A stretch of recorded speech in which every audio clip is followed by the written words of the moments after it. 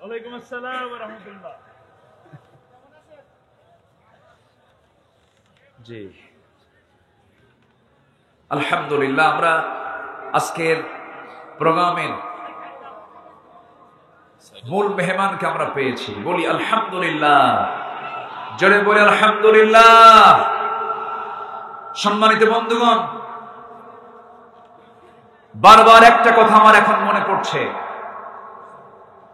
এই তাফসীর মাহফিলের এই প্ল্যাটফর্ম নতুন করে যিনি সাজিয়েছিলেন তিনি হচ্ছেন মুসলিম আলেমে দ্বীন আল্লামা সাইয়্যিদ রাহিমাহুল্লাহ। সেই মহান ব্যক্তিকে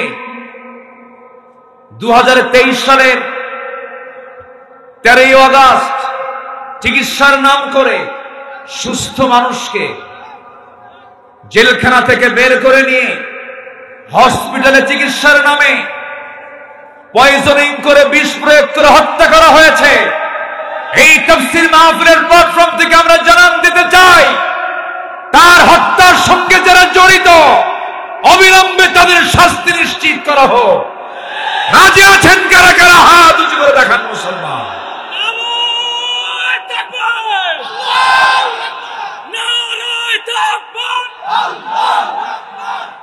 ইসলামের শত্রুরা হুঁশিয়ার সাবধান। নারায়ে তাকবীর। সম্মানিত ভাইয়েরা, আমি আর বাড়াবো না সময়, আমি কথা শেষ করে দিচ্ছি। আমার বাম পাশে আমার আব্দুল হাকিম ভাই আছেন, সবাই তাকে চেনেন সবাই। ভীরু না সাহসী? আজ থেকে ভীরু না সাহসী? পিছে দৌড়ায় না সামনে দৌড়ায়? নেতারা পালায়, আলেমরা পালায়, কে পালায়? পালাইছে তো। আচ্ছা, যাই হোক, হাকিম ভাইয়ের জন্য দোয়া চাই, সবাই দোয়া করবেন না? জি। ওমর ফারুক তাকে ডাক দিয়ে বলছেন, ইয়া আমিরুল মুমিনিন, আমাদের হাতে কিছু কাজ দিয়ে দিন, সব কাজ আপনি করবেন, রাষ্ট্রের কাজ আপনি করবেন কখন? সাইয়্যিদনা আবু বকর বলছেন, ওমর, হাসরের ময়দানে আমার আমলনামা তোমার পিঠে যাবে না, আমাকে কাজগুলো করতে দাও। 2 বছর খেলাফতের দায়িত্ব পালন করলেন তিনি, দুনিয়া থেকে বিদায় নিয়ে নিলেন। সাইয়্যিদনা ওমর ফারুক খেলাফতের দায়িত্ব পালন করলেন, তিনি শুরু করলেন, দায়িত্বটা নিলেন।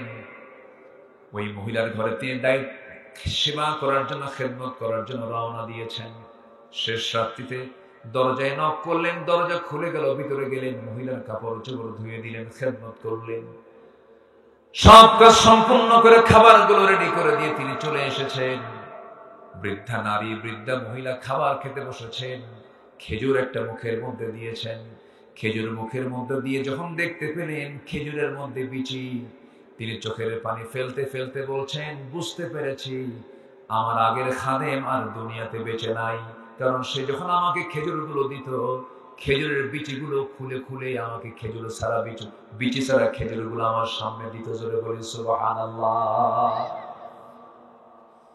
আমার ভাইয়েরা, আমার বন্ধুগণ, কি তাদের চিন্তা চেতনা ছিল, কি তাদের ইখলাস ছিল, কি তাদের সেবার প্রতি মানসিকতা ছিল। এটার মূল কারণ হয়েছে তাদের মধ্যে ইখলাস ছিল, মুনাফিকি তাদের মধ্যে কাজ করে নাই।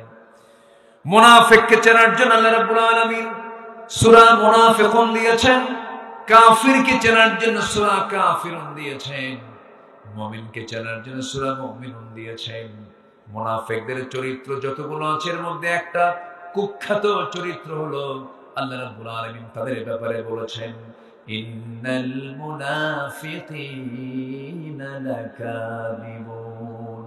মুনাফিকরা সবচেয়ে বড় মিথ্যুক হয়। আমার দেশে তো মিথ্যা কথা বলার লোক নাই। আসতে বলবেন না, আছে না নাই? এই দেশে কোন ধরনের লোকগুলো বেশি মিথ্যা কথা বলে বলেন? কারা? মুসলমানদের প্রথম কিবলা বাইতুল আকসা আজকে ইহুদিদের নিয়ন্ত্রণাধীন। এত সংখ্যক মুসলমান থাকার পরেও আজকে পৃথিবীতে যে জাতি সবচাইতে বেশি মাজলুম, নির্যাতিত, নিপীড়িত, পদদলিত, সেটাও মুসলিম জাতি। সম্মানিত ভাইয়েরা, তবে হ্যাঁ, স্বাধীনতার প্রায় 53 বছর পর এই প্রথম গোটা পৃথিবীর বুকে সবুজ ভূখণ্ডে 56,000 বর্গ মাইলের এই সোনার বাংলাদেশে আমরা একটু হলেও পূর্বের সময়ের চাইতে এখন একটু স্বস্তির নিঃশ্বাস ফেলতে পারছি, ঠিক কিনা? এখন আর মাহফিল করার জন্য কাদের মুন্সি সাহেবের থানায় যাওয়া লাগে না।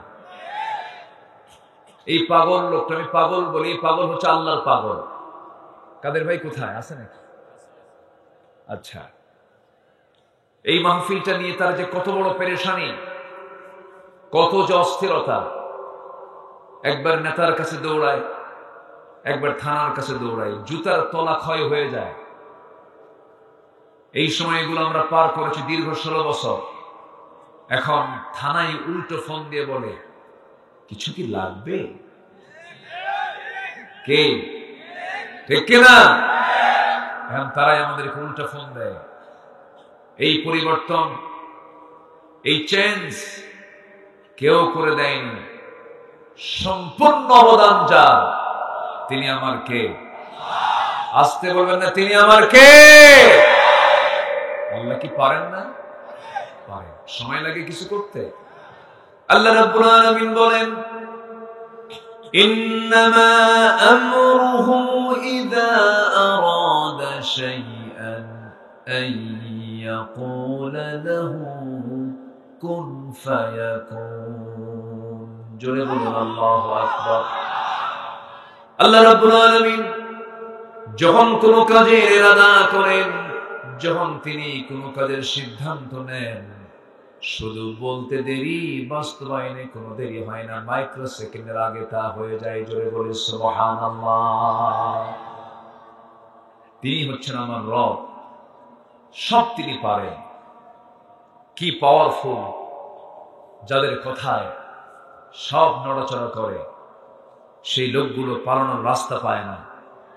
হ্যাঁ, নৌকায় চড়ে, বন্ধু নিয়ে নৌকায় রওনা দিয়েছে, মাথার চুল কালো বানায়া, নবীর সুন্নাহ দাড়িটা কেটে ফেলে, পাঞ্জাবিটা খুলে, গেঞ্জি একখান পইরা, পাজামা খুলে, লুঙ্গি একখান পরে চলল নৌকায়, পালায়া যাবে, কিন্তু পালাতে পারলো না। কোস্টগার্ড ধরে ফেলেছে। আইন মন্ত্রীকে ধরে বলে, স্যার চিনছি, উপায় নাই, থানায় চলে। আইন মন্ত্রী বলে, আমি কি একা আসছি এই জায়গায়? আমি তো জামাতের সাথে আসছি, জামাত ছাড়া উপায় নেই তো। ঠিক আছে না? হ্যাঁ। কে ওটা? ভালো করে দেখো, কে চেনা যায় না তো, মাথার চুল কালো, মুখে দাঁড়িয়ে নাই, কে লোকটা? কে ভালো করে দেখো, ওটাই দরবেশ। সম্মানিত বন্ধুগণ, লক্ষ লক্ষ কোটি টাকার মালিক হয়ে লাভ কি? সম্মান দেওয়ার মালিককে। আসতে বলবেন না, সম্মান দেওয়ার মালিককে? আল্লাহ তাআলা। লাআনাহুমুল্লাহু ফিদ দুনিয়া ওয়াল আখিরাহ। যারা দুনিয়াতে ফাসাদ সৃষ্টি করেছে বা করবে, যুগে যুগে আল্লাহ দেখিয়ে দিয়েছেন, তাদের উপরে লানত নাজিল করেছেন, লানত দিয়েছেন। ফেরেশতাকে কি বলে? ফেরাউনকে ধরেছেন কে? আসতে বলেন, ফেরাউনকে ধরেছেন কে? কেন ধরেছিলেন? ওর দোষ একটা ছিল, সেটা হলো ক্ষমতার লোভ ছিল তার অত্যাধিক। যত কিছুই হোক, ক্ষমতা ছাড়া যাবে না। এটা ছিল ফেরাউনের রোগ। এটা জনগণ চাক আর না চাক, ক্ষমতায় থাকতেই হবে। সে তার ক্ষমতাকে পাকাপোক্ত করার জন্য পরিবারকে তছনছ করেছে, বউকে পর্যন্ত হত্যা করেছে। ক্ষমতা চাই। বিগত 16 বছর আলেমদের গলায় ফাঁসির রশি ঝুলিয়েছে ক্ষমতাকে পাকাপোক্ত করার জন্য, ক্ষমতাকে পাকাপোক্ত করার জন্য। নিরীহ নিরপরাধ মানুষগুলোর উপরে অমানবিক নির্যাতন করা হয়েছে, মিথ্যা অপবাদ চাপিয়ে দেওয়া হয়েছে। ফেরাউন পৃথিবীতে বেঁচে ছিল 1600 বছর, এরা ছিল হলো 16 বছর। সংখ্যার যে এত মিল হলো কেমনে রুলাবেন ভাই? একটা মিল আছে না নাই বলেন তো? চরিত্র মিল, যে কি মিল আছে? চরিত্র মিল আছে, এই জন্য এটা হয়েছে। সম্মানিত ভাইয়েরা, আল্লাহ তাআলা একটা অনুকূল পরিবেশ তৈরি করে দিয়েছেন। যুবকরা ভাবছিলাম মনে হয় শেষ হয়ে গেছে, মাদকাসক্ত, ইয়াবাসক্ত, এরপরে ডিভাইস আসক্ত হয়ে মনে হয় ভাবছিলাম মনে হয় ধ্বংস হয়ে গেছে সবার। না, জাতে মাতাল তাহলে ঠিক খায় না, দুপুরে খায় নাই, ভাবছে গণভবনে গিয়ে খাবো। খায় নাই, রান্না হয়েছে কার জন্য, আর যে খাইলো কার? তোমরা যেহেতু পরিবর্তন এনেছ, আসল পরিবর্তনের জন্য আর কোন নেতৃত্ব ধরা যাবে না। বেনামাজি নেতৃত্বের মুখে জুতা মেরে থুতু মেরে কোরআনের নেতৃত্ব ধরো মুসলমান যুবকেরা। বিজয় কে দিবে? আসতে বলবেন না, বিজয় কে দিবেন? আল্লাহ আছেন না নাই? আল্লাহ দেখেন, আল্লাহ শোনেন, আল্লাহ বুঝেন, আল্লাহ জানেন।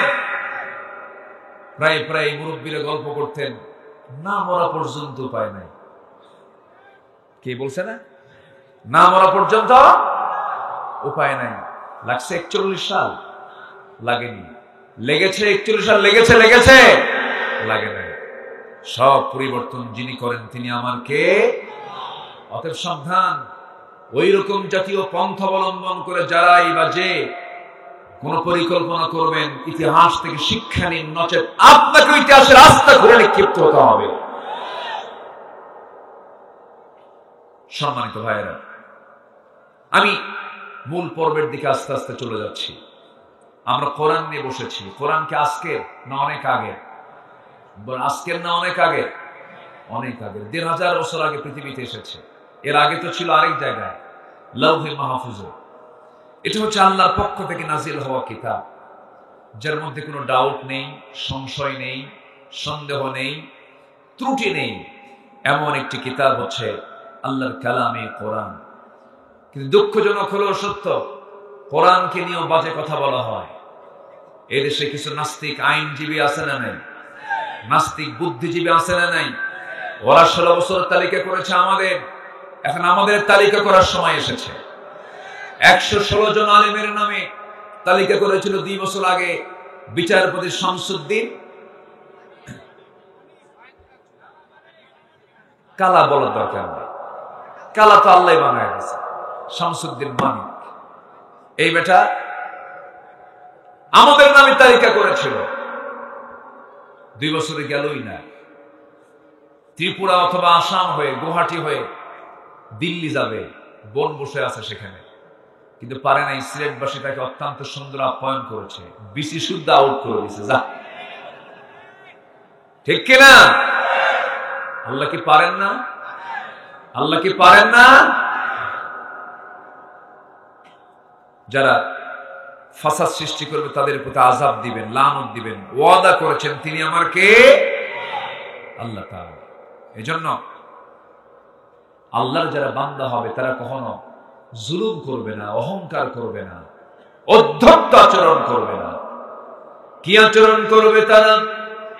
আল্লাহ রাব্বুল আলামিন সুন্দর করে বলছেন, ওয়াইবাদুর রাহমানিল্লাযীনা ইয়ামশুনা আলাল আরদি হাওনা ওয়া ইযা খাতাবাহুমুল জাহিলুনা ক্বালু সালামা والذين يبيتون لربهم سجدا وقياما والذين يقولون ربنا اصرف عنا عذاب جهنم إن عذابها كان غراما إنها ساءت مستقرا ومقاما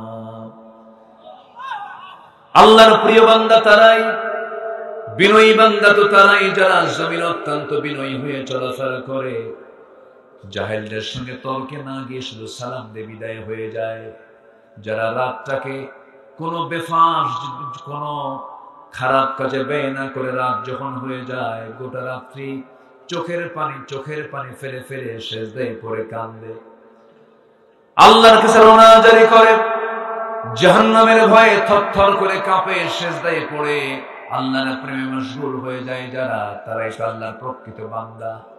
আমার বন্ধুগণ, আমরা যখন আল্লাহর কাছে চাবো, লজ্জা নিয়ে চাবো না বেহায়ার মতো চাবো? বেহায়ার মতো চাইতে হবে। লজ্জা নিয়ে চাইলে আল্লাহর কাছ থেকে পাওয়া যাবে না, বেহায়ার মতো চাইতে হবে, বারবার চাইতে হবে।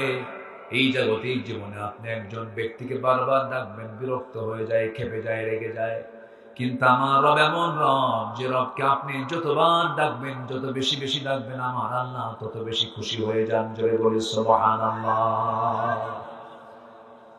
আমার ভাইরা, দুনিয়াকে ভাবতে হবে, যখন তখন আমি দুনিয়া ছেড়ে চলে যাচ্ছি, আখিরাতকে সুন্দর করে সাজিয়ে নিতে হবে। দুনিয়াও দরকার আছে, তবে হ্যাঁ, আখিরাতকে টার্গেট করে দুনিয়ার প্রয়োজন আছে। এই জন্য আল্লাহ সুন্দর করে বান্দাকে দোয়া করতে বলেছেন, রব্বানা আতিনা ফিদ দুনিয়া হাসানাতাও ওয়া ফিল আখিরাতি হাসানাতাও ওয়া কিনা আযাবান নার ওয়াজআলনাল জান্নাতা মা'আল আবরার। জোরে বলুন আল্লাহু আকবার। আমার বন্ধুগণ, দুনিয়ার হাসানা দরকার, আখিরাতের হাসানাও দরকার, কিন্তু দুনিয়ার হাসানার জন্য আখিরাতকে সামনে রেখে সুন্দর করতে হবে আমার নামাজ, আমার রোজা, আমার ইবাদত, আমার সমস্ত কার্যক্রম সম্পূর্ণ আখিরাত কেন্দ্রিক করতে হবে, আখিরাতকে টার্গেট করে করতে হবে। আমার ভাইরা, এই যে আমরা ইবাদত গুলো করি, ইবাদত কবুলের ক্ষেত্রে কিছু অন্তরায় আছে। যে সমস্ত বিষয়গুলো কোনো বান্দার মধ্যে যদি থেকে যায়, তার কোন ইবাদত কবুল হবে না। 10টা অন্তরায়। কয়টা অন্তরায় বলেন? 2 হাতে কয় নখ? কয়টা অন্তরায়? 10টা অন্তরায়। একটু কান লাগায় শুনবেন। ইবাদত যতই করো না কেন, তাহাজ্জুদ যতই পড়ি না কেন, জিকির আজকার যতই করি না কেন, লম্বা দাড়ি আমি রাখি না কেন, সুন্দর সুরমা লাগাই না কেন, কোনো কাম হবে না। দান সদকা করি, কোনো কাম হবে না। যে বান্দা তারা 10টা অপকর্ম থেকে নিজেকে গুটিয়ে না রাখবে, তার কোন ইবাদত আল্লাহর দরবারে মঞ্জুর হবে না। আসুন কোরআনকে সামনে রেখে বলি। সূরা নিসা থেকে আমি তেলাওয়াত দিয়ে শুনিয়ে দিয়েছি। আমার ভাইয়েরা, কোন বান্দার কোন ইবাদত, কোন বান্দার কোন ইবাদত কবুল হবে না যদি কারোর মধ্যে 10টা অন্তরায় থেকে থাকে, 10টা অপকর্ম থেকে থাকে। নাম্বার 1 হলো, কোন বান্দার মধ্যে যদি থেকে যায় মুনাফিকি। মুনাফিক বুঝি বাংলার জমিনে একটাও খুঁজে পাওয়া যাবে না। আসতে বলবেন না আছে না নাই? আসতে বলবেন না আছে না নাই? 16 বছর একটা মামলা খায় নাই, এরকম আলেম আমার দেশে আছে না নাই? একটা আঁচড়ও লাগে নাই গায়ে, খালি তেল মারছে। কি মারছে? গণজাগরণের মঞ্চে গিয়ে বলে, আমি আমার জীবনের শ্রেষ্ঠ আমল আজকে এখানে এসে করতে পারলাম। তাদের নামের আগে শাইখুল হাদিস লাগাতে হয়। গণজাগরণ মঞ্চকে যারা পেট্রোনাইজ করে, যারা প্রমোট করে, আজকে তারা শাইখুল হাদিস, তাদেরকে না বললে নাকি গুনাহ হয়। সম্মানিত বন্ধুগণ, বিগত 16 বছর অত্যাচারের স্টিম রোলার চালানো হয়েছে। ওই সময় যাদের গায়ে একটা আঁচড়ও লাগলো না, এখন তাদের মুখে এখন শোনা যায় চোরের মায়ের বড় গলা। ঠিক কিনা? চোরের মায়ের বড় গলা। মুনাফিকি বাদ দিতে হবে। মুনাফিকি মারাত্মক বিষয়। তাহাজ্জুদ শেষ হয়ে যাবে, ইবাদত শেষ হয়ে যাবে, সব শেষ হয়ে যাবে যদি মুনাফিক আচরণটা থাকে। সাইয়েদনা ওমর ফারুকের নাম সবাই শুনছেন তো? শোনেন নাই? কয় নম্বর খলিফা বলেন? বলেন বলেন। 2 নম্বর খলিফা। অনেকদিন আগে এক মাহফিলে বললাম, ওমর ফারুককে চিনেন কে? সামনে থেকে দাঁড়ায় এক ছোট্ট বাচ্চা বলে, আমি চিনি। কে? আমাদের বাড়ির দোতলায় ভাড়া থাকে। তো বললাম, তুমি তো পাস করছো, কারণ তোমার এলেম অনুযায়ী তুমি উত্তর দিয়েছো। ওমর এমন একজন ব্যক্তি যিনি দুনিয়াতে বসে জান্নাতের সংবাদ পেলেন। সেই সাহাবী ডুকরে ডুকরে কাঁদলেন, কেঁদে কেঁদে ওই সাহাবীর বাড়ির দিকে রওনা করলেন। যে সাহাবীর কাছে সামান্য নবীর দেওয়া মুনাফিকদের তালিকার লিস্টটা তার হাতে আছে, হুযায়ফার কাছে গিয়ে বলছেন, হুযায়ফা রে, তোমার কাছে আসলাম, দেখো তো তালিকা ভালো করে দেখো তো, সেই মুনাফিকের তালিকা, সেই তালিকার মধ্যে আমি ওমর, আমার নামটা কয় নম্বরে আছে। কি টেনশন তারা করেছেন। তার সামনে একজন সাহাবী হাদিস বর্ণনা করছেন, যদি কোনো বান্দার ভিতরে চুল পরিমাণ কিবার থাকে, চুল পরিমাণ যাররা পরিমাণ যদি কোনো অহংকার থাকে, সে জান্নাত পাবে না। লা ইয়াদখুলুল জান্নাহ, সে ব্যক্তি জান্নাত প্রবেশ করতে পারবে না। এই হাদিসটা শোনা মাত্রই সাইয়েদনা ওমর ফারুক হাউমাউ করে কান্নায় ভেঙে পড়লেন। ছোট বাচ্চার মতো ডুকরে ডুকরে কাঁদতেছেন। এমন সময় বিনার অস্থিরতা পোষণ করে জমিনে লুটিয়ে পড়ে আকাশের দিকে তাকায়া দুটো হাত উঁচু করে বলছেন, আয় রাব্বুল আলামিন, আমার মতো অধম গোলাম এই দুনিয়াতে নাই।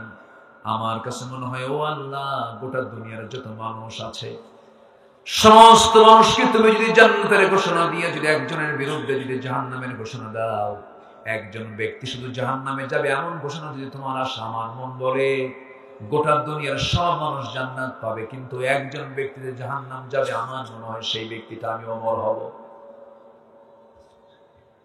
চিন্তা করে দেখুন কি পেরেশান তারা ছিলেন, কি টেনশন তারা কাজ করেছে, তাদের মধ্যে কাজ করেছে। সাইয়েদনা আবু বকর সিদ্দিক রাদিয়াল্লাহু তাআলা আনহু, প্রথম খলিফা, রাতের বেলা তিনি খালি পায়ে হাঁটতেন, রাতের আধারে খালি পায়ে হেঁটে হেঁটে জনগণকে দেখতেন, রাস্তাঘাটে চলাফেরা করতেন। এই দৃশ্য একদিন ওমর ফারুক রাদিয়াল্লাহু আনহু দেখে ফেললেন। দেখে বলছেন, ভাই আবু বকর,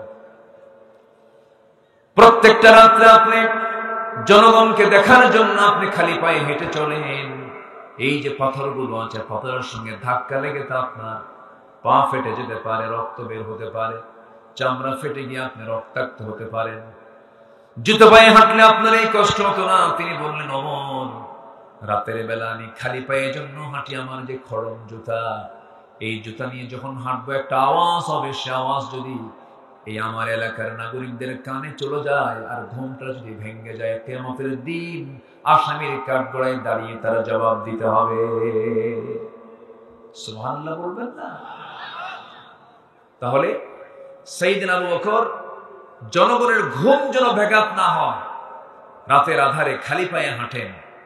আর আমার দেশের কিছু নেতা আছে, কোন এলাকায় শোডাউন দিতে আসলে সামনে 50টা পিছনে 50টা মোটর সাইকেল, মন্ত্রী আসবেন, যমুনা সেতু থেকে বনপাড়া পর্যন্ত সব গাড়ি ঘোড়া বন্ধ। এই শিক্ষা খলিফারা শিখান নাই, ঠিক কিনা? শিখান নাই। খেলাফতের দায়িত্ব পালন করার পরের দিন থেকেই তিনি তার এক প্রতিবেশী, যার স্বামী ছিল না, সন্তানাদি কেউ ছিল না, এক বুড়ি মহিলা, সেই বুড়ি মহিলার ঘরে তিনি প্রত্যেকটা রাতে যেতেন ফজরের একটু আগ দিয়ে। ফজরের একটু আগ দিয়ে তার ঘরে ঢুকতেন, রান্না বান্না করে দিতেন, খাবারগুলো জোগাড় করে দিতেন, কাপড় চোপড় গুলো ধুয়ে দিতেন, সবকিছু প্রস্তুত করে তিনি ফজরের একটু আগ দিয়ে বের হয়ে মসজিদে নববীতে তিনি নামাজের দায়িত্ব পালন করতেন। সাইয়েদনা ওমর ফারুক একদিন ওই মহিলার খেদমত করার জন্য দরজায় গিয়ে নক করলেন, বললেন, বুড়িমা দরজা খুলুন, কোনো খেদমত লাগবে নাকি? বুড়ি মহিলা ভিতর থেকে বলতেছে, কে আপনি চিনি না, তবে কিছুক্ষণ আগে আমার খেদমত করার জন্য আসছিল একজন, সে খেদমত করে চলে গেছে। সাইয়েদনা ওমর ফারুক মনে মনে চিন্তা করলেন, ওই লোকটাকে, যে লোকটা সবার আগে চলে আসলো এই মহিলার ঘরে খেদমত করার জন্য, খুব চেষ্টা চালালেন তাকে ধরার জন্য। 2-3-4-5 দিন তিনি, কয়েক রাত তিনি জেগে জেগে আড়ালে থেকে থেকে চেনার চেষ্টা করে একদিন ধরে ফেললেন। তিনি অন্য কোনো ব্যক্তি নন, তিনি হচ্ছেন রাষ্ট্রের 1 নম্বরের ব্যক্তি সাইয়েদনা আবু বকর। ওমর ফারুক তাকে ডাক দিয়ে বলছেন, ইয়া আমিরুল মুমিনিন, আমাদের হাতে কিছু কাজ দিয়ে দিন, সব কাজ আপনি করবেন, রাষ্ট্রের কাজ আপনি করবেন কখন? সাইয়েদনা আবু বকর বলছেন, ওমর, হাসরের ময়দানে আমার আমলনামা তোমার পিঠে যাবে না, আমাকে কাজগুলো করতে দাও। 2 বছর খেলাফতের দায়িত্ব পালন করলেন তিনি, দুনিয়া থেকে বিদায় নিয়ে নিলেন। সাইয়েদনা ওমর ফারুক খেলাফতের দায়িত্ব পালন করলেন, তিনি শুরু করলেন, দায়িত্বটা নিলেন। ওই মহিলার ঘরে তিনি সেবা করার জন্য, খেদমত করার জন্য রওনা দিয়েছেন। শেষ রাত্রিতে দরজায় নক করলেন, দরজা খুলে গেল, ভিতরে গেলেন, মহিলার কাপড় চোপড় ধুয়ে দিলেন, খেদমত করলেন। সব কাজ সম্পূর্ণ করে খাবারগুলো রেডি করে দিয়ে তিনি চলে এসেছেন। বৃদ্ধা নারী, বৃদ্ধা মহিলা খাবার খেতে বসেছেন। খেজুর একটা মুখের মধ্যে দিয়েছেন। খেজুর মুখের মধ্যে দিয়ে যখন দেখতে পেলেন খেজুরের মধ্যে বিচি, তিনি চোখের পানি ফেলতে ফেলতে বলছেন, বুঝতে পেরেছি আমার আগের খাদেম আর দুনিয়াতে বেঁচে নাই, কারণ সে যখন আমাকে খেজুরগুলো দিত, খেজুরের বিচিগুলো খুলে খুলে আমাকে খেজুর ছাড়া বিচি ছাড়া খেজুরগুলো আমার সামনে দিত। জোরে বলি সুবহানাল্লাহ। আমার ভাইয়েরা, আমার বন্ধুগণ, কি তাদের চিন্তা চেতনা ছিল, কি তাদের ইখলাস ছিল, কি তাদের সেবার প্রতি মানসিকতা ছিল। এটার মূল কারণ হয়েছে তাদের মধ্যে ইখলাস ছিল। মুনাফিকি তাদের মধ্যে কাজ করে নাই। মুনাফিককে চেনার জন্য আল্লাহ রাব্বুল আলামিন সূরা মুনাফিকুন দিয়েছেন, কাফিরকে চেনার জন্য সূরা কাফিরুন দিয়েছেন, মুমিনকে চেনার জন্য সূরা মুমিনুন দিয়েছেন। মুনাফিকদের চরিত্র যতগুলো আছে এর মধ্যে একটা কুখ্যাত চরিত্র হলো আল্লাহ রাব্বুল আলামিন তাদের ব্যাপারে বলেছেন, ইন্নাল মুনাফিকিনা লাকাযিবুন। মুনাফিকরা সবচেয়ে বড় মিথ্যুক হয়। আমার দেশে তো মিথ্যা কথা বলার লোক নাই। আসতে বলবেন না, আছে না নাই?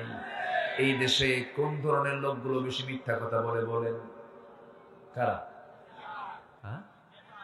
ও বা উত্তর তো ভালোই দিলেন দেখি, কিন্তু ঘুরে ঘুরে তো ওই নেতাদের দেখি যাই আমরা।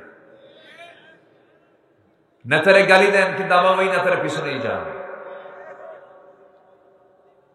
দুঃখ, আফসোস।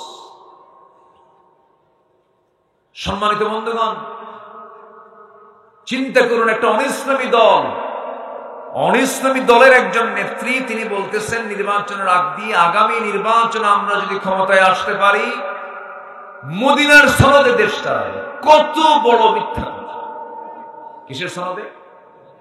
মদিনার সনদে। মদিনার সনদে দেশ চালায় নাই, মোদির সনদে তারা দেশ চালিয়েছে। মোদির সনদে অনেক কিছু আমরা দেখেছি। আমরা স্বাধীন হয়েছি, পরাধীনতার গ্লানি নিয়ে আমরা বাঁচতে চাই না। বুক উঁচু করে জীবন দেব, বাতিল শক্তিদের কাছে মাথা নত করবো না আমরা। রাজি আছেন তো সবাই? সম্মানিত ভাইয়েরা, মুনাফিকরা কেমন হয়, মুনাফিকদের চরিত্র কি একটু আমাদের জানা দরকার, যেন আমাদের মধ্যে যেন কমন না পড়ে। এই জাতি এত মিথ্যা কথা বলে আর বিড়ি খায় আর নামাজ পড়ে না, মানে যেগুলো মুসলমানদের জীবনে যাই না তাই হচ্ছে আমার দেশে বেশি। এত ওয়াজ কই যে যায়, এত ওয়াজ যে কোথায় যায়, ওয়াজ তো কম হয় না। সম্মানিত বন্ধুগণ, দেশ স্বাধীনের পর থেকে নিয়ে আজ পর্যন্ত এই 53 বছরে 53টা বাজেট হয়েছে। প্রত্যেক বাজেটে অর্থমন্ত্রী বিড়ির দাম কমাইছে না বাড়াইছে? বাড়াইছে। প্রত্যেকবারই দাম বাড়ে, কিন্তু যারা বিড়ি খায় তারা মনে মনে কয় যত বাড়া সমস্যা নাই, প্রয়োজনে বাড়ি বিছে খাও। এত নেশা। আবার মাহফিলে এসে প্রশ্ন করে, হুজুর বিড়ি খাওয়া কি জায়েজ আছে? মানে উনি জায়েজের চেষ্টায় আছে।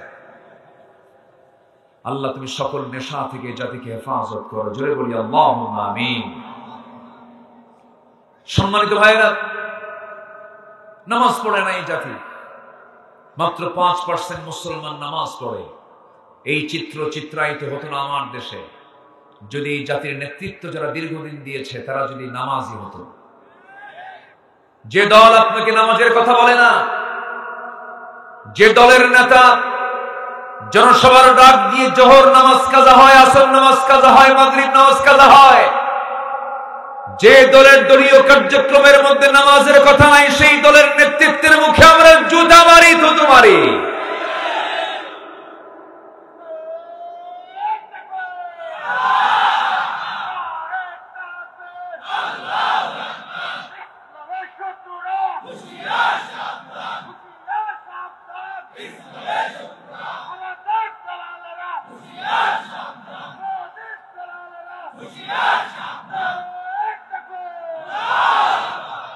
আল্লাহ কবুল করুন।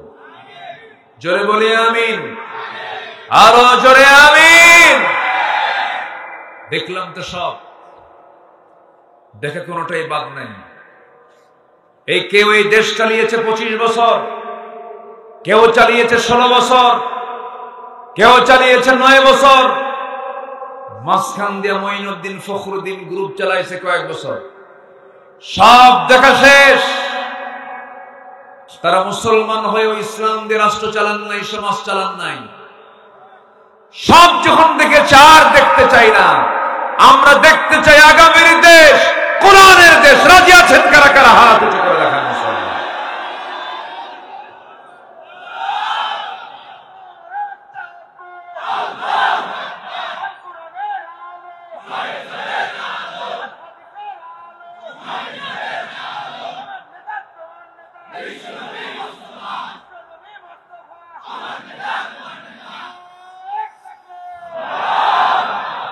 আল্লাহ কবুল করুন। জোরে বলি আমিন। আমার দিকে তাকান, কষ্ট হচ্ছে নাকি? ইবাদত কবুল হবে, শর্ত হলো 10টা ওয়াকাম ছাড়তে হবে, 10টা অপকর্ম ছাড়তে হবে। নাম্বার 1 হলো মুনাফিকি। নাম্বার 1 কি? মুনাফিকি। মুখে যা বলে অন্তরে তা রাখে না, এমন লোক তো নাটোরে নাই। আছে আছে, এগুলো বাদ দিতে হবে। মুনাফিকদের ব্যাপারে আল্লাহ রাব্বুল আলামিন নিজেও কঠোর, আবার কঠোর হতেও বলেছেন। আল্লাহ রাব্বুল আলামিন নিজেই মুনাফিকদের উপরে রাগ করে বলছেন, ইন্নাল মুনাফিকিনা ফিদ দারকিল আসফালি মিনান নার ওয়া লান তাজিদ লাহুম নাসীরা। মুনাফিকদের আবাস হলো জাহান্নামের সর্বনিম্ন স্তরে। তাদের কোনো হেল্পার থাকবে না, সাহায্যকারী থাকবে না। আবার নবীকে রাসূল, নবীকে আল্লাহ তাআলা হুকুম দিচ্ছেন, ইয়া আইয়ুহান নাবিয়্যু জাহিদিল কুফফারা ওয়াল মুনাফিকিনা ওয়াগলুয আলাইহিম ওয়া মাআওয়াহুম জাহান্নাম। হে নবী, আপনি কাফিরদের বিরুদ্ধে জিহাদ করুন, মুনাফিকদের বিরুদ্ধে আপনি জিহাদ করুন। ওয়াগলুয আলাইহিম, কঠোর হয়ে যান। আমার বন্ধুগণ, নবীজি প্রথম দিকের যে যুদ্ধগুলো লেগেছিল, বদর বলেন, উহুদ বলেন, খন্দক বলেন, প্রত্যেকটা যুদ্ধের ইন্ধনদাতা ছিল মুনাফিকেরা। কারা ছিল? মুনাফিকেরা। নবীজিকে সবচেয়ে বেশি কষ্ট মুনাফিকরাই দিয়েছে। যন্ত্রণা রাসূলকে সবচেয়ে বেশি মুনাফিকরাই দিয়েছে। আমার নবীর বিরুদ্ধে তারা অনেক ষড়যন্ত্র করেছে, আমার নবীর পিছনে ইক্তেদা করেছে, নামাজও পড়েছে, কিন্তু মুনাফিকি করেছে। আমার বন্ধুগণ, মুনাফিকি করলে পরে তার জন্য দুনিয়াটাও অস্বস্তিকর হবে, আখিরাতটা তার জন্য সম্পূর্ণ শেষ হয়ে যাবে, ক্ষতিগ্রস্ত সে হয়ে যাবে, জাহান্নামী হয়ে যাবে। আমার নবীর পিছনে ইক্তেদা করে সারা জীবন নবীর পিছনে নবীর বক্তব্যগুলো শুনেছে, কিন্তু তারা লেগে নবীর বিরুদ্ধচারণ করেছে। এমন দৃষ্টান্ত রেখেছে, এমন মুনাফিক নবীর পিছনে ছিল। আমার নবীর জীবদ্দশায় এমন একজন মুনাফিকের মৃত্যু হয়ে গেল, কিন্তু তার সন্তানটা ছিল একজন বড় সাহাবী। গবরে পদ্মফুল, গবরে পদ্মফুল। পচা লোকের পরিবারে আবার একজন ভালো সাহাবী ছিলেন। বাবার ইন্তেকাল যখন হয়ে গেল, বাবার মৃত্যু যখন হয়ে গেল, সাহাবী একটু কান্না বিজড়িত কণ্ঠে নবীর কাছে সে বলছেন, ইয়া রাসূলুল্লাহি, আমার আব্বা যদিও মুনাফিক, কিন্তু বাপ তো হয় হুজুর, বাপ মারা গেছে। আমি আপনার কাছে একটু অসহায়ত্ব নিয়ে এসেছি। ইয়া রাসূলুল্লাহ, আমার বাবার জন্য যদি আপনি জুব্বা দিতেন, জুব্বাটাকে আমি কাফনের কাপড় বানায় নিতাম। আমার নবীজি মানা করলেন না। আমার নবীজির মধ্যে দয়া মায়া কম না বেশি ছিল? বলেন, বেশি ছিল। নবীজি আমার দিয়ে দিলেন।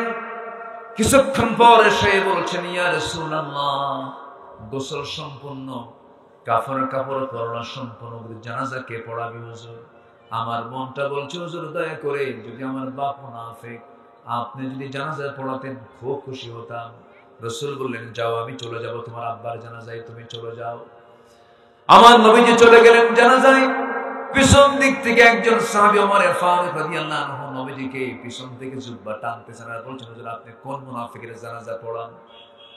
আপনি কার জানাজা পড়াচ্ছেন? নবীজি কিচ্ছু বললেন না।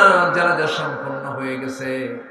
বিশ্ব নবী জানাজা সম্পূর্ণ করলেন, তার জুব্বাটা তার কাফনের কাপড় হিসেবে দিয়ে দিলেন। নবীজি তার জন্য দোয়া করলেন। দোয়া শেষ না হতেই আয়াত নাযিল হলো, ইস্তাগফির লাহুম আও লা তাস্তাগফির লাহুম ইন তাস্তাগফির লাহুম ৭০ মাররাতান ফালান ইয়াগফিরাল্লাহু লাহুম। আপনি যদি ওই মুনাফিকদের ব্যাপারে ৭০ বারেরও বেশি বার দোয়া করেন তাও কোনো কাম হবে না। আমার নবীজি দোয়া করেছেন মুনাফিকদের জন্য, কিন্তু কাম হয় নাই। মুনাফিকদের ব্যাপারে আল্লাহ পাক বলেছেন, এটা ওয়ালা তাকুম আলা কবরিহি, তাদের কবরের পাশে তোমরা দাঁড়াবে না।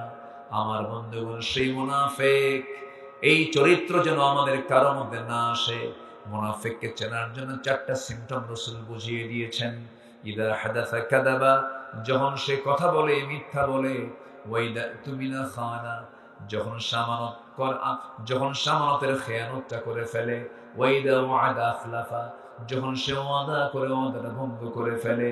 নাম্বার ৪ হলো, যখন সে মুখে কোনো ভাষা না খুঁজে পায়, বেফাস কথা মুখ থেকে বের করে ফেলে। এই ৪টা স্বভাব আছে যার, মুনাফিকও আছে তার। এই স্বভাবগুলো নিজের জীবন থেকে আমরা মাইনাস করবো। জোরে বলি ইনশাআল্লাহ, আরো জোরে বলি ইনশাআল্লাহ।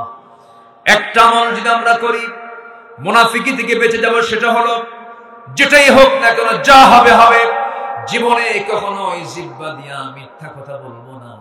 এই সিদ্ধান্ত যে বান্দা নিয়ে নেবে, আল্লাহর কসম করে বলি, যে বান্দার মুখ থেকে মিথ্যা বের হয় না, সেই বান্দার দোয়া কখনো আরশ আজিমে মিস হয় না। জোরে বলে সুবহানাল্লাহ। আল্লাহ নিজে বলে দিয়েছেন সত্য কথা বলার ফলাফল কি। ইত্তাকুল্লাহা ওয়া কুলু কওলান সাদীদান ইউসলিহ লাকুম আ'মালাকুম ওয়া ইয়াগফির লাকুম যুনুবাকুম ওয়া মান ইউতি'ইল্লাহা ওয়া রাসূলাহু ফাকাদ ফাযা ফাওজান আযীমা। জোরে বলুন আল্লাহু আকবার। ঈমানদাররা, তোমরা আল্লাহকে ভয় করো এবং সোজা সাপটা কথা বলো। ইনিয়ে বিনিয়ে পেঁচ লাগাইয়া মিথ্যা কথা হিকমত খাটায়া কোনো কথা বলতে গিয়ে মিথ্যার আশ্রয় নিও না। যদি তোমরা সত্য কথা বলতে পারো, ইউসলিহ লাকুম আ'মালাকুম, তোমাদের আমলগুলো আল্লাহ তোমাদের সংশোধন করে দিবেন। ওয়া ইয়াগফির লাকুম যুনুবাকুম, তোমার জিন্দেগীর সকল গুনাহগুলো আমার আল্লাহ মাফ করে দিবেন। এবং আল্লাহ তাআলা বলছেন, যারা আল্লাহ এবং রাসূলের যারা আনুগত্য করবে তারা তো মহা সাফল্যবান। জোরে বলি সুবহানাল্লাহ। সত্য কথা বলবো, জোরে বলি ইনশাআল্লাহ, আরো জোরে বলি ইনশাআল্লাহ। তাহলে মুনাফিকি থেকে আমরা বেঁচে যাব। মুনাফিকদের ষড়যন্ত্রের ফাঁদে পড়েছেন কত আল্লাহর প্রিয় বান্দারা। মুনাফিকরা বড় ভয়ঙ্কর। কাফিরকে চেনা যায়, মুশরিককে চেনা যায়, ইহুদি চেনা যায়, নাসারা চেনা যায়, শত্রুগুলোকে চেনা যায়, কিন্তু মুনাফিককে সহজে চেনা যায় না। কারণ মুনাফিক মসজিদেও যায়, মুনাফিক নামাজও পড়ে, মুনাফিক রোজাও রাখে, মুনাফিক চোখের পানি ফেলে ফেলে কান্দে, কিন্তু মুনাফিক সে প্রকৃত মুনাফিক। এই জন্য আল্লাহ রাব্বুল আলামিন বলছেন, ওয়া মিনান নাসি মান ইয়াকুলু আমান্না বিল্লাহি ওয়া বিল ইয়াউমিল আখির ওয়া মা হুম বিমুমিনিন। জোরে বলুন আল্লাহু আকবার। মানুষের মধ্যে এমন কিছু মানুষ আছে যারা বলে আমি ঈমান এনেছি আল্লাহর উপরে, আখিরাতের উপরে, কিন্তু সে প্রকৃত মুমিন নয়। সে শুধু একটা ধান্দায় কথা বলে, একটা প্রলোভনে কথা বলে, একটা লোভের মধ্যে লোভকে সামনে রেখে মিথ্যা কথাগুলো বলে। আল্লাহ রাব্বুল আলামিন বলছেন ওই সমস্ত বান্দার জন্য আমি আল্লাহ জাহান্নাম রেখে দিয়েছি। নাম্বার 1 গেল মুনাফিক। নাম্বার 1 কি? মুনাফিক। মুনাফিকরা বদর যুদ্ধের দিন রাসূলকে অনেক কষ্ট দিয়েছে, উহুদ যুদ্ধের দিন অনেক কষ্ট দিয়েছে। উহুদের ময়দান কণ্টকাকীর্ণ ময়দান। আমার নবীজি মক্কা থেকে সবেমাত্র মদিনায় এসেছেন। 1 বছর যেতে না যেতেই এই মুনাফিকদের ষড়যন্ত্রের মধ্য দিয়া বদর যুদ্ধের ডাক পর্যন্ত চলে এসেছিল। মুসলমানদের বিজয় নিশ্চিত হয়েছিল, আল্লাহ বিজয় দিয়ে দিয়েছিলেন। তার 1 বছর যেতে না যেতেই মুনাফিকরা পেঁচ লাগায় দিল। উহুদ যুদ্ধ খুব ঘনীভূত হয়ে গেল। সে উহুদ যুদ্ধের ময়দানে আমার নবীজি রওনা দিয়েছেন 1000 সৈন্য নিয়া। মাঝখান থেকে 300 জন বলে ফেললো, এই অসম যুদ্ধে আমরা কেউ যুদ্ধে অংশগ্রহণ করতে পারবো না। আমার নবীর নেতৃত্ব থেকে মুনাফিকরা মাইনাস হয়ে গেল। মুনাফিককে চেনার জন্য নামাজে চেনা যাবে না, মুনাফিককে রোজায় চেনা যায় না, মুনাফিককে হজে চেনা যায় না, মুনাফিককে দান সদকায় চেনা যায় না, মুনাফিককে চেনা যায় হলো জিহাদের ময়দানে। আস্তে কোন কেন জোরে কোন ঠিক কিনা? আল্লাহ রাব্বুল আলামিন সূরা হুজরাতের মধ্যে বলছেন ইন্নামাল মুমিনুনা আল্লাযীনা আমানু বিল্লাহি ওয়া রাসূলিহি সুম্মা লাম ইয়ারতাবু ওয়া জাহাদু বিআমওয়ালিহিম ওয়া আনফুসিহিম ফি সাবিলিল্লাহ উলাইকা হুমুস সাদিকুন। জোরে বলুন আল্লাহু আকবার। প্রকৃত মুমিন তো তারাই যারা আল্লাহকে বিশ্বাস করে, রাসূলকে বিশ্বাস করে, সুম্মা লাম ইয়ারতাবু, সন্দেহ করে না। সঙ্গে সঙ্গে আল্লাহ বলছেন ওয়াজাহাদু বিআমওয়ালিহিম ওয়া আনফুসিহিম, এবং যারা জিহাদ করে আল্লাহর পথে মান দিয়ে জান দিয়া, এরাই হলো প্রকৃত সত্যবাদী সিদ্দিক। জোরে কোন সুবহানাল্লাহ। আর আমার দেশের কিছু সিদ্দিক আছে, ওই যে নদী পার হলেই, যমুনা পার হলে এক সিদ্দিক আছে, পাগলা, লতিফ সিদ্দিকী নাম। কয়েকদিন আগে বললো, আমি তো জীবনে কখনো আমিন বলি না। কেন? আমার জীবনে তো কোনো গুনাই নাই। চিন্তা করেন, ও মানুষ না ফেরেশতা হয়ে গেছে। বলে যে আমি আমিন বলবো কেন? আমার তো গুনাহ থাকলে আমি আমিন বলবো, আমি তো কোনো পাপই করি না। সে বলেছিল বছর কয়েক আগে, হজ হলো মোহাম্মদের ব্যবসা। এত বড় নেগেটিভ চিন্তার মানুষ হচ্ছে এই সমস্ত বদমাইশগুলো। নাস্তিক যেই হোক না কেন, কোরআন এবং রাসূল কিনে বাজে কথা বলবে, সাথে মানে রাসূল যারা, সে যত বড় পাওয়ারফুল হোক না কেন, আমি ইমানদার, আমার জীবনের সবচাইতে বড় দুশমন হচ্ছে ওরা। কোন আপোষ করার সুযোগ না। মুনাফিককে চেনা যায় নামাজে নয়, মুনাফিককে চেনা যায় নামাজে না মাঠে, নামাজে না ময়দানে, নামাজে না জিহাদে। জীবন দেওয়া তো সস্তা না। আবু সাঈদ জীবন দিয়েছে, মুগ্ধ জীবন দিয়েছে, ওয়াসিম জীবন দিয়েছে। আর আমার দেশের কিছু মুফতিরা ফতুয়া দিয়ে বলে, এরা তো শহীদ না, তুমি কোন কচু হয়েছ, তুমি কোন কচু হয়েছ। এরা সুযোগ সন্ধানী হয়ে বিভিন্ন সময় বিভিন্ন ফতুয়া দিয়ে বিতর্ক সৃষ্টি করত। এই তো বছর 2 আগের কথা, একজন বলেছিল ফতুয়া দিতে নিয়ে, কিয়ামত পর্যন্ত হরতাল হারাম। জানেন না আপনারা? কিয়ামত পর্যন্ত হরতাল হারাম। তাহলে এই যে ছাত্ররা যে আন্দোলন করলো, শুধু হরতাল না, হরতালের বড় কিছু করেছ। এই যে বিজয়টা আসলো, এই বিজয়ের পরে আবার এই উপদেষ্টা মণ্ডলের একজন সদস্যকে দাওয়াত দিয়ে আমন্ত্রণ করে তাকে ধন্য করেছে। অথচ 2 বছর আগে বলেছে হরতাল কিয়ামত পর্যন্ত হারাম। তাহলে জুলুমকে উৎখাত করার জন্য আন্দোলন করার দরকার আছে না নাই? আসতে বলবেন না, আছে না নাই? কান্য জ্ঞানহীন কথা একজন ব্যক্তির মুখে মানাতে পারে, কিন্তু একজন আলেমের মুখে এটা মানানসই নয়। সম্মানিত ভাইরা, জীবন দেওয়া তো সহজ নয়। যত রক্ত লাগে দেব, প্রয়োজনে লোক পাঠাবো, আমি যাব না। কি আছেন এরকম লোক? আছে না? আছে না? নাই? মানে এমন হুঙ্কার ছাড়ে, যত রক্ত লাগে দেব, প্রয়োজনে লোক পাঠাবো, আমি যাব না। আবু সাইদ তা করেনি। আবু সাইদ বুকটা পেতে দিয়েছে বন্দুকের নলের সামনে। কত গুলি চালাবি চালা, জুলুম আর সহ্য হয় না। মুগ্ধ বলেছে, পানি লাগবে কার? পানি। এই যে পানি নিয়ে এসেছি। ছেলেটার বুক ঝাঁঝরা করে দিয়েছে। প্রতিটি হত্যার বিচার আমরা বাংলার জমিনে দেখতে চাই। আসতে কন কেন? প্রতিটি হত্যার বিচার হওয়ার দরকার আছে না নাই? আমার দিকে তাকান।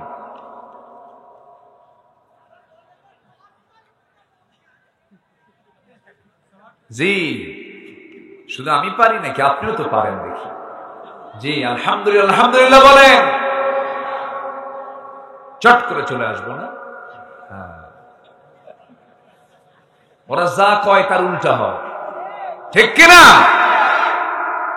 এই দেশে যতগুলো দল আছে, এর মধ্যে 5 অগাস্টের কয়েকদিন আগে শুধু একটা দলকে নিষিদ্ধ করেছিল, জানেন না আপনারা?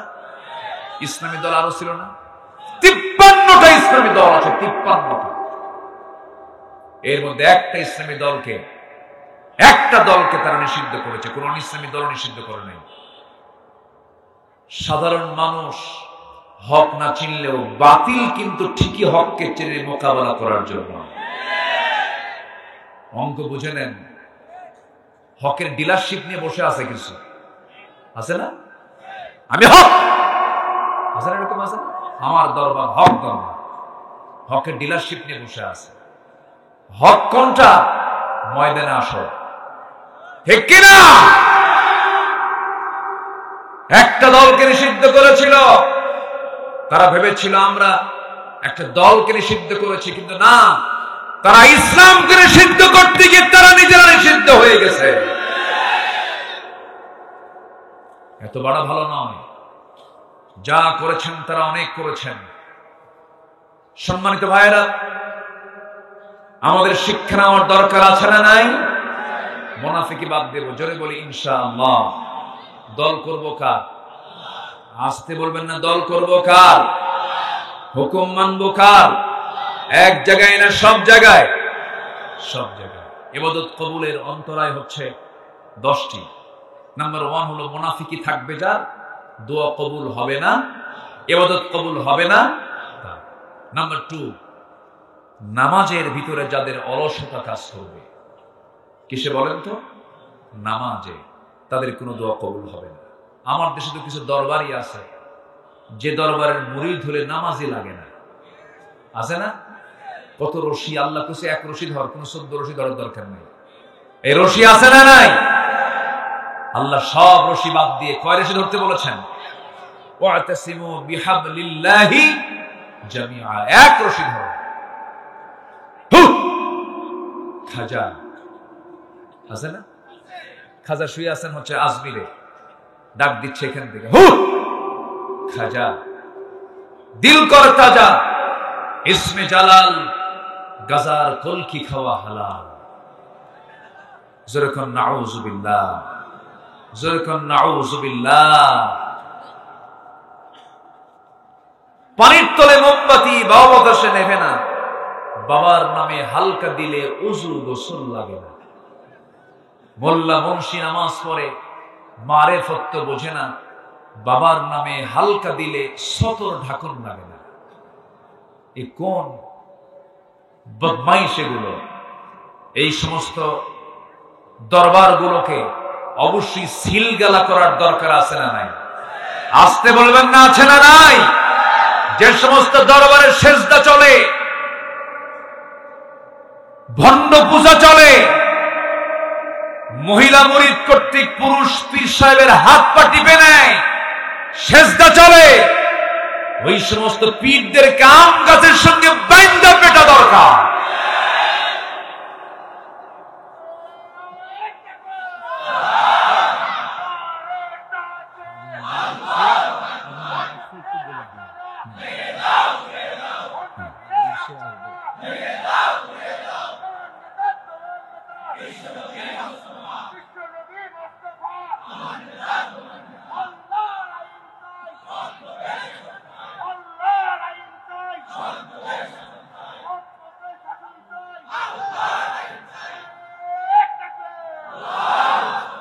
সম্মানিত ভাইয়েরা, আল্লাহর কসম করে বলি, আমি পীর সাহেবকে অপছন্দ করি না, পীর মহব্বত করি।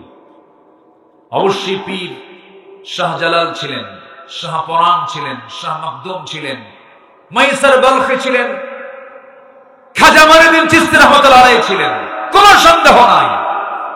কিন্তু যে দরবার থেকে ইকামতে দ্বীনের কথা আসে না, যে দরবার থেকে আলেমদের বিরুদ্ধে বাজে কথা বলা হয়, যে দরবারে শিরকের প্রথা চালু করা হয়, কবর পূজা করা হয়, ওদের সাথে আমাদের দূরতম সম্পর্ক রাখা যাবে না। ওরা সব ঈমান ছিনতাইকারী। কি ছিনতাইকারী? ঈমান ছিনতাইকারী। ওদের পাশে আমরা যাব না। জোরে বলি ইনশাআল্লাহ। নামাজ হবে কয় ওয়াক্ত? আজকের মাহফিলের যিনি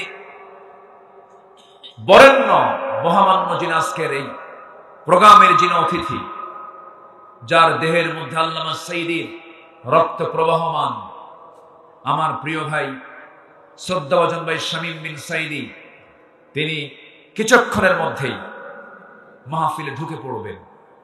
জোরে বলি ইনশাআল্লাহ। তিনি আসতেছেন, তিনি আসবেন, কোনো চিন্তা নেই। আমি খুব দ্রুতই, এর আগেই আমি আমার পয়েন্টগুলো শেষ করার চেষ্টা করছি। সম্মানিত ভাইরা, সম্মানিত বন্ধুগণ, নাম্বার 2 হচ্ছে, নামাজের মধ্যে যদি কেউ অলসতা নিয়ে আসে, আল্লাহ তার দোয়া কবুল করেন। অলসতা মানে নামাজ দুটো একসঙ্গে লাগায় অথবা বাদ দিয়ে দেয়। নামাজের ক্ষেত্রে সে ওয়াইদা কামু কুসালা, হেলে ধুলে নামাজ পড়ে, এমন নামাজে আছে না নাই বলেন তো? আল্লাহ রাব্বুল আলামিন বলেন, ফাওয়াইলুল লিল মুসাল্লিন আল্লাযীনা হুম আন সালাতিহিম সাহুন الذين هم يراءون ويمنعون الماعون। ওই সমস্ত বান্দার জন্য ওয়াইল, ওই সমস্ত বান্দার জন্য ধ্বংস যারা অবহেলা করে নামাজ পড়ে, লোক দেখানো নামাজ পড়ে। ওই সমস্ত বান্দার জন্য আল্লাহ রাব্বুল আলামিন ধ্বংস চেয়েছেন। জান্নাত তারা পাবে না, তাদের কোন ইবাদত আল্লাহর দরবারে মঞ্জুর হবে না। নাম্বার 3 হলো, আল্লাহ এবং রাসূলের চরম অবাধ্যতা এবং সীমালঙ্ঘন যারা করবে, আল্লাহ পাক তাদের কোন ইবাদত কবুল করবেন না, কোন দোয়া কবুল করবেন না। আল্লাহ রাব্বুল আলামিন বলছেন, ওয়া মান ইয়াসিল্লাহা ওয়া রাসূলাহু ওয়া ইয়াতাআদ্দা হুদুদাহু ইউদখিলহু নারান খালিদান ফিহা ওয়ালাহু আযাবুন মুহিন। জোরে বলুন আল্লাহু আকবার। আল্লাহ এবং রাসূলের সঙ্গে যারা নাফরমানি করবে এবং সীমারেখা যারা লঙ্ঘন করবে, আল্লাহ রাব্বুল আলামিন বলছেন, আমি তাদেরকে চিরস্থায়ী জাহান্নামের মধ্যে আমি তাদেরকে ঢুকায় ছাড়বো এবং তাদের জন্য রয়েছে অপমানজনক যন্ত্রণাদায়ক শাস্তি। সূরা নিসা ভার্স নাম্বার 14, 14 নম্বর আয়াত। নাম্বার 4 হলো, ওই সমস্ত বান্দার কোন ইবাদত আল্লাহর দরবারে মঞ্জুর হবে না যারা আল্লাহর সঙ্গে শিরিক করবে।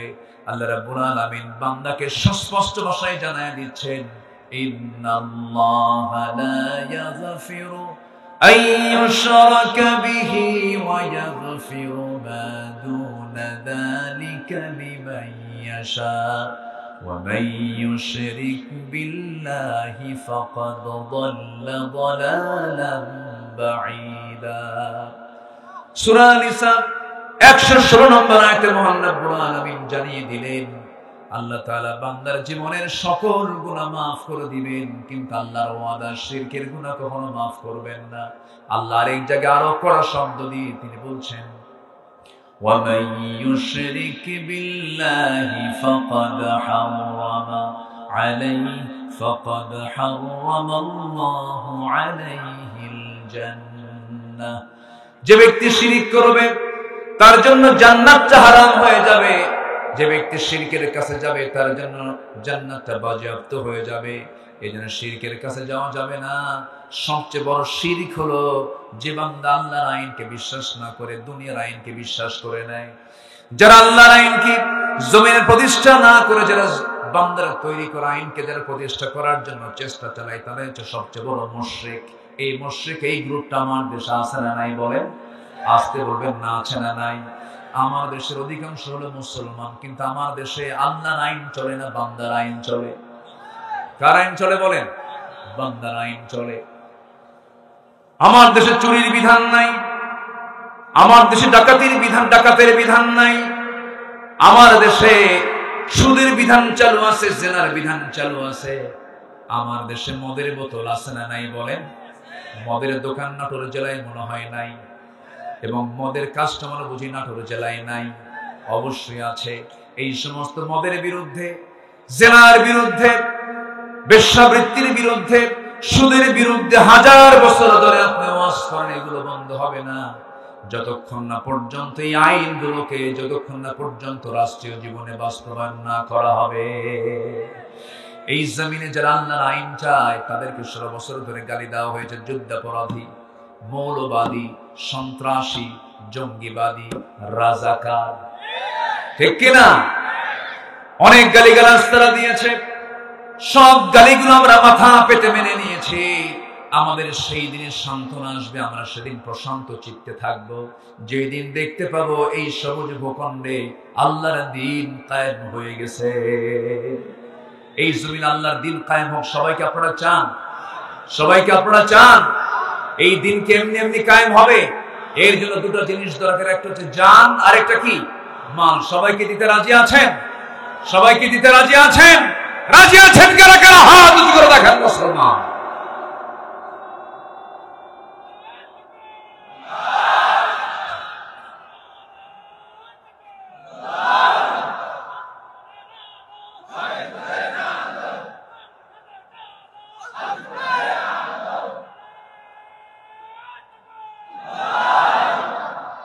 সম্মানিত ভাইয়েরা, সম্মানিত বন্ধুগণ, নাম্বার 5 হলো যারা সামনে পেছনে, যারা পরনিন্দা চর্চায় যারা ব্যস্ত থাকে, তাদের কোনো ইবাদত আল্লাহর দরবারে মঞ্জুর হবে না। একটু জিকির করি লা ইলাহা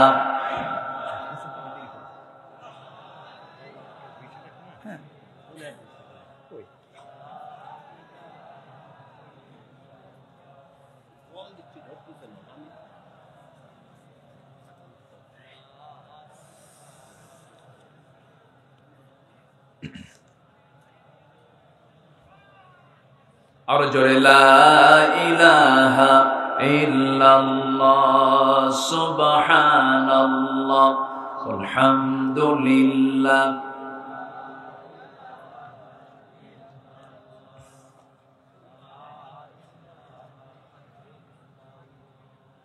আসমানে আল্লাহ, জমিনে আল্লাহ, আসমানে আল্লাহ, জমিনে আল্লাহ, হায়াতে আল্লাহ, মৌতে আল্লাহ, লা ইলাহা। আরো জোরে লা ইলাহা ইল্লাল্লাহ সুবহানাল্লাহ আলহামদুলিল্লাহ লা ইলাহা।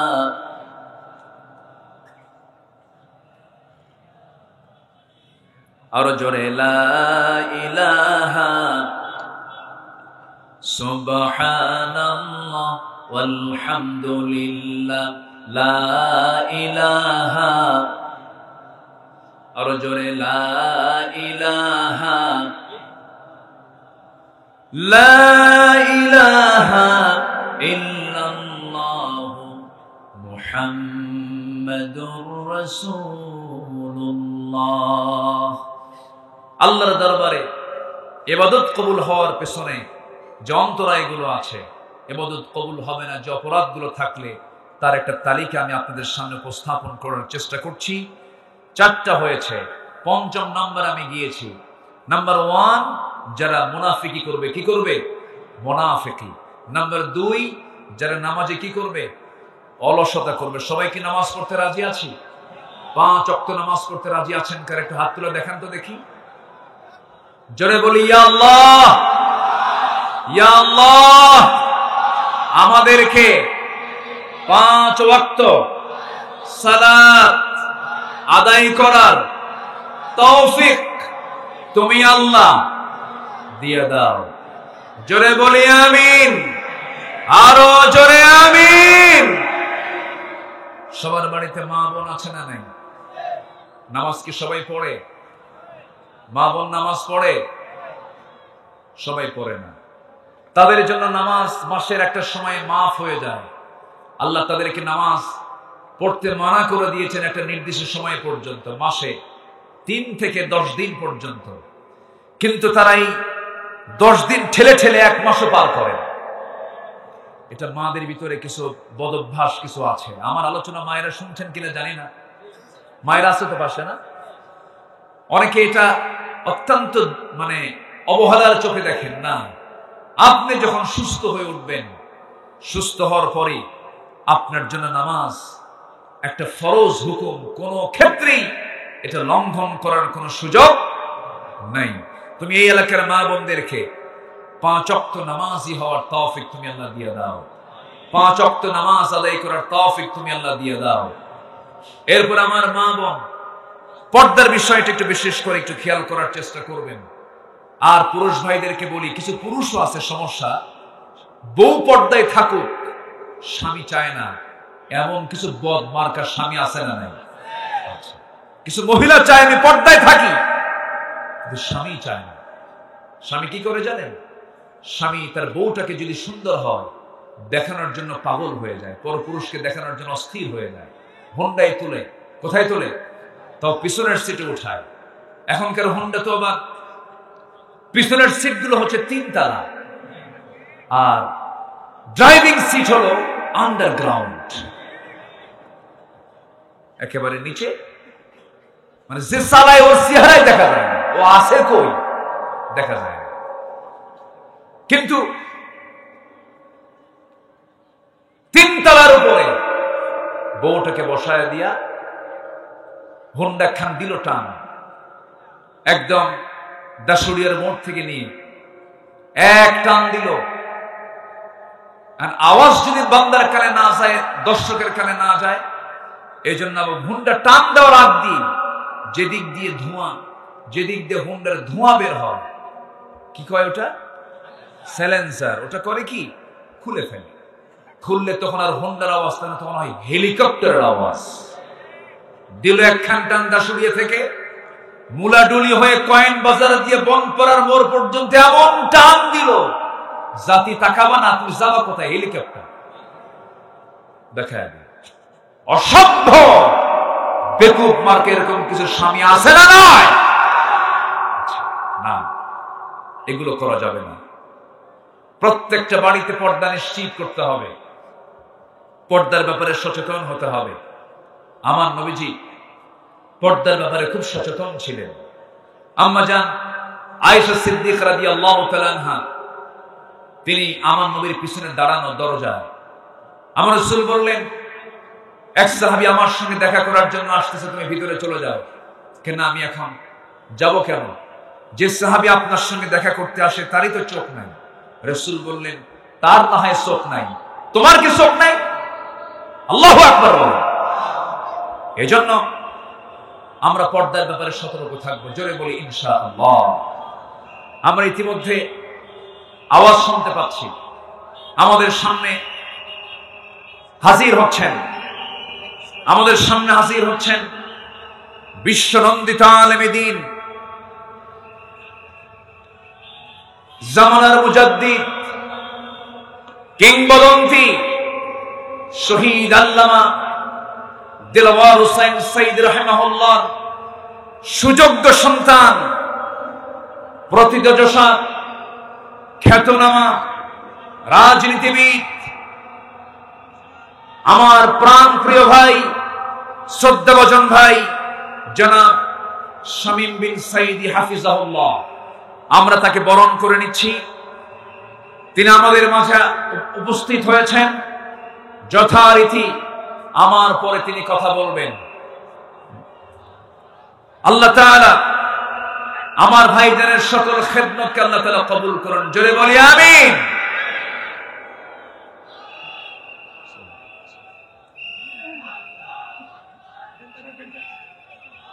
নারায়ে তাকবীর, নারায়ে তাকবীর। শামীম ভাইজির আগমন, প্রধান অতিথির আগমন, বনপাড়ার পক্ষ থেকে সালাম শুভেচ্ছা। নারায়ে তাকবীর।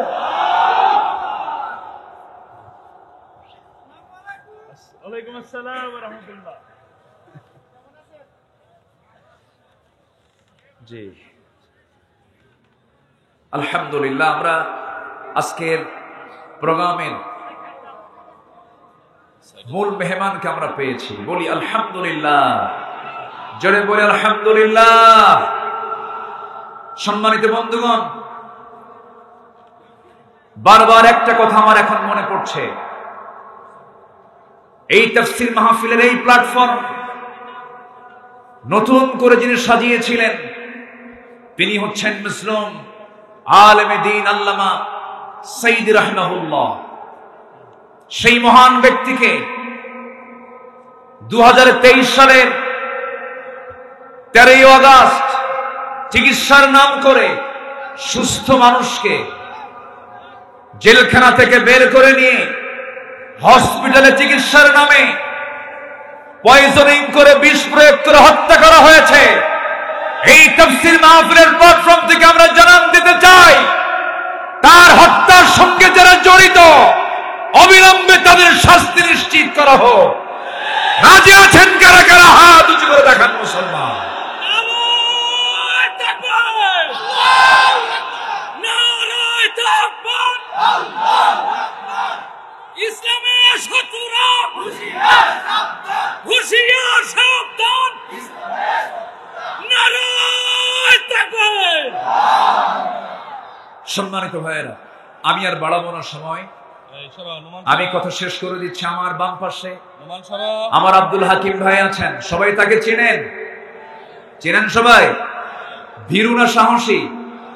আজ থেকে ভীরু না সাহসী? পিছে দৌড়ায় না সামনে দৌড়ায়? নেতারা পালায়, আলেমরা পালায়, কে পালায়? পালাইছে তো। আচ্ছা, যাই হোক,